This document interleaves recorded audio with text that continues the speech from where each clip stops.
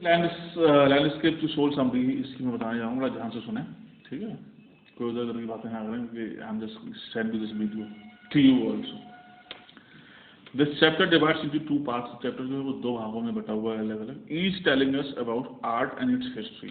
और हर एक पार्ट हमें आर्ट कला के बारे में और इसकी हिस्ट्री के बारे में बताता है। किसके बारे में? इतिहास। हाँ, इतिहास और कला के बारे में। थ्रू द वेरियस स्टोरीज, अलग अलग स्टोरीज के माध्यम से, मतलब we will come to know about the art of history through the different kind of stories. In the part taken from the landscape of soul, जो लैंडस्केप ऑफ सोल वाला जो part है, एथिक्स एंड स्पिरिचुअलिटी। एथिक्स का मतलब moral values, ethics मतलब moral values, and spirituality का मतलब धर्म, अध्यात्म, इन चाइनीज पेंटिंग में दिखाया गया है। We learn about the art of paintings, हम आर्ट ऑफ पेंटिंग सीखते हैं दो अलग अलग स्टोरीज के माध्यम से। The first one is about a very popular Chinese painter. एक स्टोरी जो है बहुत ही फेमस चाइनीज पेंटर है, उसके बारे में है, बाओ डाओजी। बाओ डाओजी नाम है उसका। It is about the 8th century, 8वीं सेंचुरी की बात है ये। कब की? 8वीं सेंचुरी की बात है। When he was hired by the तंग एम्परर, जब उसको तंग एम्परर के द्वारा हायर किया गया था, और एम्परर का नाम था ज़ुआनज़ोंग। ज़ुआनज़ोंग क्या किया गया था सर? हायर किया गया था बाओ डाओजी को, to adorn a wall of the palace. Palace की वॉल को एडॉर्न करने के लिए, ब्यूटिफाई करने के लिए। ठीक, पहले स्टोरी, दो स्टोरीज अलग अलग बताई गई हैं, दोनों में क्या एक्सप्लेन किया गया है? आर्ट ऑफ कल्चर या art of history, art of और स्पिरिचुअलिटी, चाइनीज की स्पिरिचुअलिटी एंड एथिक्स के बारे में बताया गया। तो उसमें एक पहली स्टोरी में क्या है कि बाओ डाओजी जो हैं उनको हायर किया गया एम्परर के द्वारा, ज़ुआनज़ोंग के द्वारा, बॉल को एडमायर करने के लिए, ब्यूटिफाई करने के लिए। पेंटर थे, कौन था वो? कौन सा पेंटर? बाओ डाओजी। अब जब बाओ था, पेंटेड ब्यूटीफुल सीनरी, बहुत ही अच्छी सीनरी उसने बनाई, विद माउंटेन्स। आपने उसमें क्या बनाए? माउंटेन्स बनाए, वाटरफॉल्स बनाए। वाटरफॉल यू अंडरस्टैंड, पानी गिरना, बात ही I understand. Waterfall, forest as well as the clouds, साथ में उसने जंगल और उनके ऊपर क्लाउड्स बनाए, बादल बनाए। एंड ब्लू स्काईज, और ब्लू स्काईज बनाया, with people living harmoniously in happy environment. और जहाँ पर लोग नीचे जमीन, मतलब नॉट ऑन द क्लाउड्स, नीचे लोग जहाँ पर बहुत खुशनुमा होकर जी रहे थे जिंदगी, मतलब people was spending a good life in his painting. His painting बाओ डाओजी, इसकी पेंटिंग में बाओ डाओजी की पेंटिंग में। However, he painted a cave at the foot of the mountain. हालांकि जो माउंटेन उसने पेंट किया था, उसके पैरों पर क्या बनाया उसने? केव बनाई। केव मीन्स गुफा। What you are looking at me like this? गुफा। So अब था कि अब उसने गुफा बनाई। People living foot the mountains that was inhabited by spirit. और उसमें कौन inhabited होता था? Spirit, spirit, एक आत्मा उसमें रहती थी। Inhabited मतलब रहना। तो उसने जब केव बनाई, उसमें एक आत्मा को भी छोड़ दिया। पेंटिंग, अपनी पेंटिंग की बात हो रही, मतलब they used to make a painting lively, you will feel like हो समथिंग रियल इज हैपनिंग। जो लोग रह रहे थे बना रहे थे, कहाँ है? अभी आपने बताया था, एक लाइन पहले क्या बताया था? एक लाइन पहले कुछ नहीं बताया था। अरे लोग नहीं, हाँ जो बाकी के लोग थे वो इधर का थे। और हाँ, good jungle. When the painter was showing his work to the emperor, जब पेंटर अपना काम दिखा रहा था कि देखिए महाराज, how beautifully I have made the paintings and all, तो he claps his hand and an entrance to the cave opens when he gets in and vanishes. अब when the painter was showing his work to the emperor, को जो काम दिखा रहा था, he claps his hand, उसने अपने तालियां बजाई, ताली बजाई। किसने?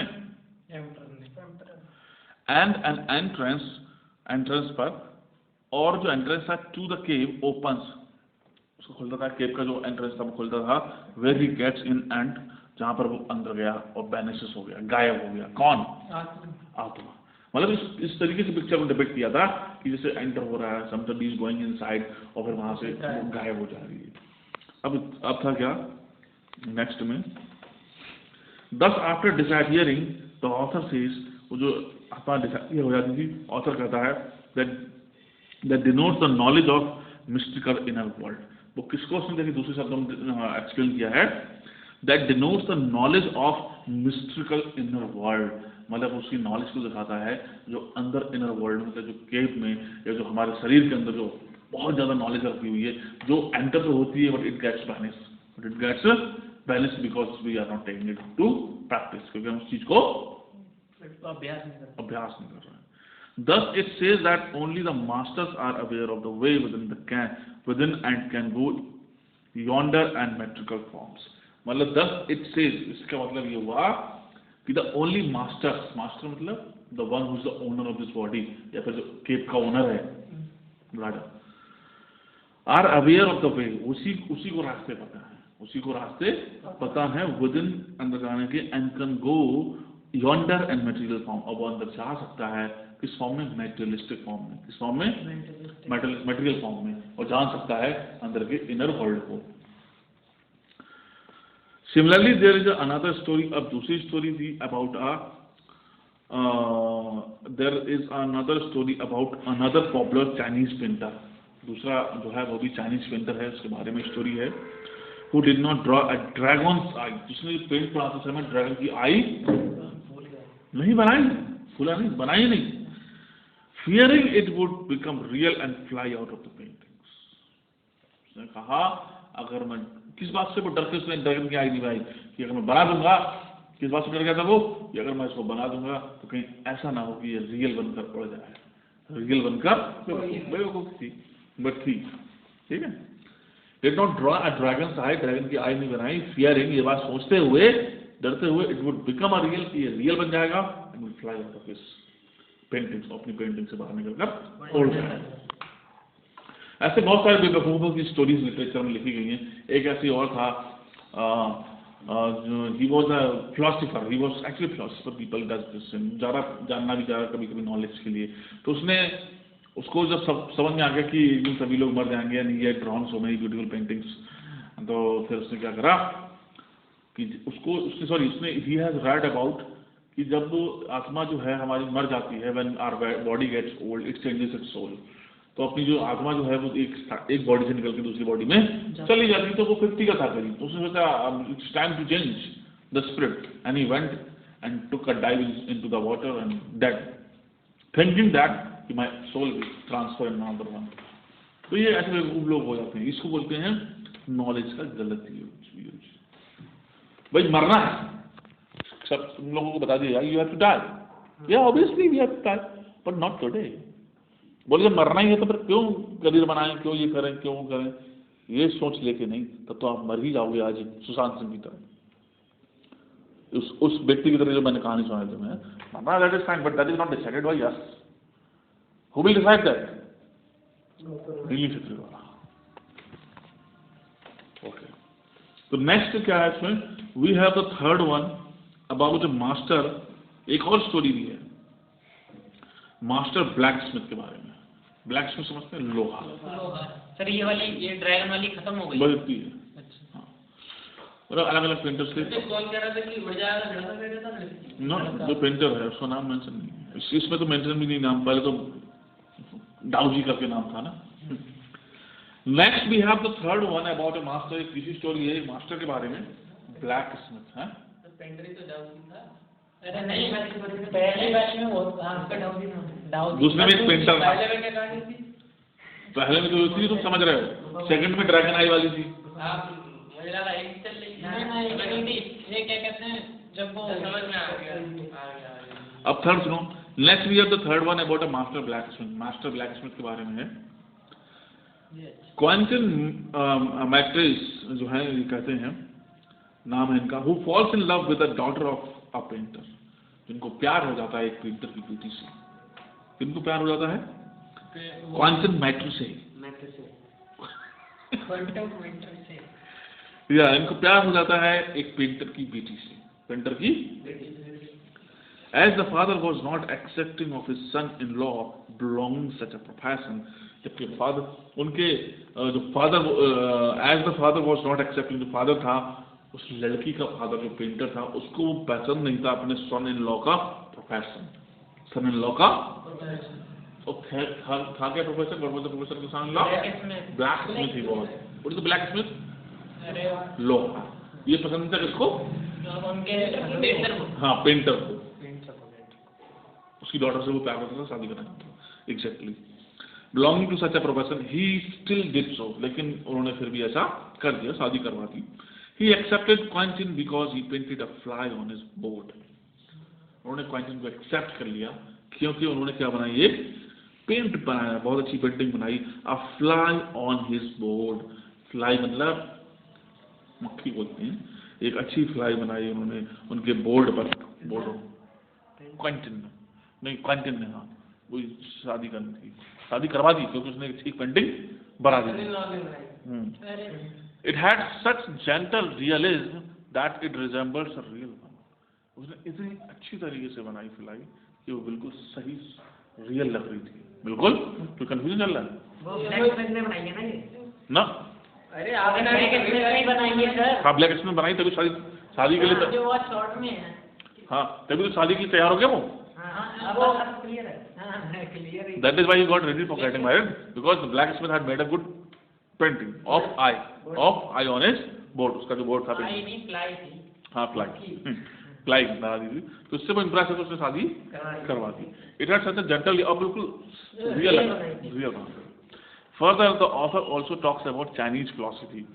तो ऑथर कुछ चाइनीज फिलॉसफी के दर्शन के बारे में बात करता है जिसका नाम संसुई था, मीनिंग अ माउंटेन वाटर, जिसका मतलब क्या था, माउंटेन वाटर।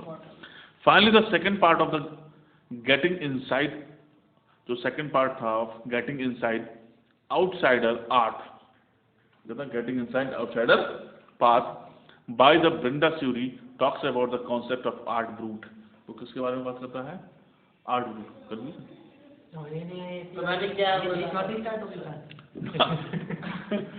फाइनली, एक मिनट रुको, फाइनली द सेकेंड पार्ट, नहीं बेटा ये एक्चुअली उस जो आपने वो है पोएम दिया, जो भी ये पोएट्री है, प्रोज है, इसका सेकंड पार्ट है। उसका सेकंड पार्ट में थोड़ा सा एक्सप्लेनेशन है, एक मिनट खत्म करूँ तो ही बात करेंगे, देखो video is also being recorded. नई स्टोरी स्टार्ट हो गई है। हाँ, अच्छा तो सही। गेटिंग इनसाइड आउटसाइड आर्ट, ठीक है, बाय द ब्रिंडा सूरी, किसके द्वारा, talks about the concept of art brut. ये आर्ट की कलाकारी के बारे में बात करती है।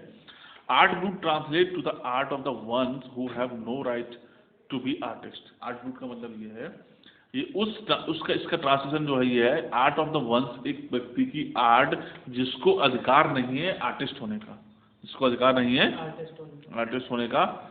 It is because they lack any formal trainings, क्योंकि उनके पास कोई फॉर्मल ट्रेनिंग नहीं होती है। Yet somehow possesses artistic talent, लेकिन हालांकि थोड़ा सा उनमें आर्टिस्टिक टैलेंट होता है, मतलब they can draw but they don't have a training. That is why they will be kept in the category of art brute। किस कैटेगरी में से आगे वो, आर्ट ब्रूट। उनको आता नहीं है, मतलब ट्रेनिंग उन्होंने नहीं ले रखी, लेकिन आता है। She refers to them as ones who think outside the box। वो उनके लिए रेफर करती है कि जो अपने बॉक्स से बाहर जाके सोचते हैं। इट मीन्स अपने लिमिट से ज़्यादा सोचते हैं, या फिर जो कर सकते हैं उसके अलावा भी कुछ और करने की, थिंक आउट ऑफ बॉक्स मतलब कुछ और एक्स्ट्रा करने की सोचना। एंड डिफे द नॉर्मल स्टैंडर्ड, और जो नॉर्मल स्टैंडर्ड से अलग ऊपर हट के बात करते हैं। जैसे आउट ऑफ बॉक्स सोचने का मतलब ये कि आप तो स्टूडेंट तो हैं, आप स्टूडेंट तो हैं, लेकिन आप एक अच्छे पेंटर भी बनने की कोशिश कर रहे हो या अच्छे सिंगर भी बनने की कोशिश कर रहे हो, तो you are going out of your box and doing something special and doing something समझ में आ रहा है। तो वही है नॉर्मल स्टैंडर्ड से ऊपर। People refer to these their work as unorthodox, और उनके कामों को अनऑर्थोडॉक्स भी बोला जाता है, अनऑर्थोडॉक्स आर्ट बोला जाता है। अनऑर्थोडॉक्स किनके, आर्ट ब्रूट वालों को, brut BRUT। She cites the example of Nek Chand, उन्होंने नेक चंद का एग्जाम्पल दिया है at rock garden in Chhattisgarh, sorry Chandigarh में जो रॉक गार्डन में नेक चंद जी ने काम किया है उसके बारे में एग्जाम्पल दिया है कि वो actually he was not a painter but he has done exceptionally well work, that is why he was kept in the category of art brute. खाला है उन्होंने, आर्ट ब्रूट, ठीक है, किधर गया। अब इसके बाद आपका कंक्लूजन आ जाता है। To sum up landscape to soul summary, we learn that art is an infinite form. Art जो है वो एक इनफाइनाइट फॉर्म है, किसी के अंदर भी जन्म ले सकती है, किसी भी लेवल तक, which has a rich history, जिसकी हिस्ट्री अच्छी है, and it can not fit inside any certain box of a level, और ये किसी भी बॉक्स में किसी पर्टिकुलर व्यक्ति तक लिमिटेड नहीं हो सकती. It can go out of the box. It has a life of its own. इसकी खुद की जिंदगी होती है इसकी. Thank you very much.